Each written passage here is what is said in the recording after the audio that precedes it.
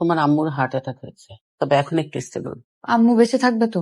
Operation না করালে সম্ভাবনা খুব কম। তার মানে অপারেশন করলে বেঁচে থাকবে? হ্যাঁ, অপারেশন করলে বেঁচে থাকবে, লেট করা যাবে না। হাত মত আল্লাহর হাতে, খালি দম নিতে পারলে কি বাঁচা হয়ে গেল। অপারেশনটা করতে কত পড়বে? 3 লাখ ডিপোজিট করতে হবে। আমাদের বাড়িটা ডেভেলপারকে দিতে চাই। আপনি একটু ফুপির সাথে কথা বলেন না। ভাবি সাইন করবে? আম্মুকে আমি ম্যানেজ করব। আম্মু সাইন করে দিলে আমার 3 লাখ টাকা অ্যাডভান্স লাগবে। তুই তোর ফুপুকে চিনিস না? তাকে বললি সে টাকা দিবে? ফুপিকে আপনি ম্যানেজ করেন। 20 বছর আগে আমি ভাড়া বাসা ছাড়ছি, এ বয়সে আমি বাড়ি ছাড়বো না। এই বাড়ি তোমার না, এটা দাদার ভাই, বাপির ভাই, বোন, ফুপির সবার এখানে আইনগত ভাগ আছে। তোর বাপ বসে আমার এই বাড়ি লিখে দিয়ে যাবে। লিখে দিছে?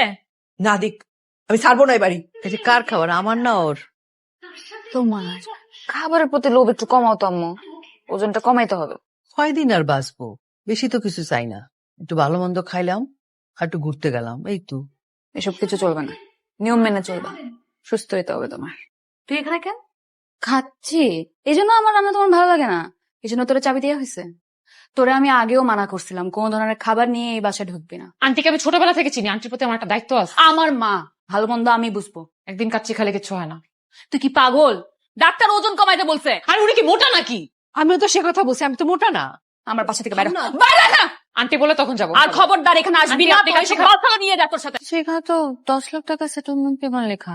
আগের বার না 50 লাখ টাকা কথা হয়েছিল। সেটা তো আগের কথা, তখন তো ভাবি রাজি হয়নি। তাই বলে কমে যাবে? এটা তো ঠিক না চাচা। আমি এতটুকুই ম্যানেজ করতে পারছি। তোদের ফুপু তো কিছুই দিতে চায় না। তোরা 10 লাখের বেশি পারবে। 50 লাখ টাকা তখন রাজি হইনি। আমি 10 লাখ টাকা রাজি হবো কেন? আইনত আমরা এর চাইতে অনেক বেশি পাবো। ওদের লগে আমরা আইনের কথা কইয়া পারবো না। আমি তো তোর জন্য বাড়িটা রেখে যেতেছে, তোর ভবিষ্যৎ যাতে নষ্ট না হয় সেই জন্য। আমার ভবিষ্যৎ দেখার জন্য তো তোমার বাইচা থাকতে হবে। সাইন করো, তুমি বুঝতেছো না টাকা লাগবে। কি করতেছো? তুমি মরতে চাও, তুমি একা একা মরো, আমি বসে বসে দেখতে পারবো না। আপার অ্যাকাউন্টেন্ট তো ছুটিতে, কালকেই চলে আসবে। এগ্রিমেন্টটাও কালকে নিয়ে আসি। ভয় পাচ্ছিস? টাকা পাবি না তাই? ভয় পাওয়ারই কথা। এই সময় কে কাকে বিশ্বাস করে বল? 50,000 এটা আমার কাছ থেকে, তুই এটা রাখ, আর এগ্রিমেন্টও তুই রেখে দে। এটা রেখে যাইতেছি, আপনি তাহলে প্রসেস শুরু করেন। তোর বাবা জমিটা বেচে দিছে, কাগজপত্র নিয়ে আসি, তুই একবার দেখে নে। চাইলে কোনো উকিলকেও দেখাই দেবে। এমনি কেমনে বেঁচে দিচ্ছেন? আমরা কি কিছু করতে পারবো না?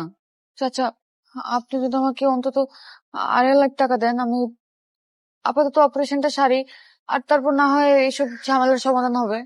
মা, তুই তো সবই জানিস আমার আর্থিক অবস্থা, নতুন করে কি বলবো তোকে? এখানে 1.5 লাখ আছে, এতটুকুই পারছি ম্যানেজ করতে, আমার পক্ষে আর সম্ভব না।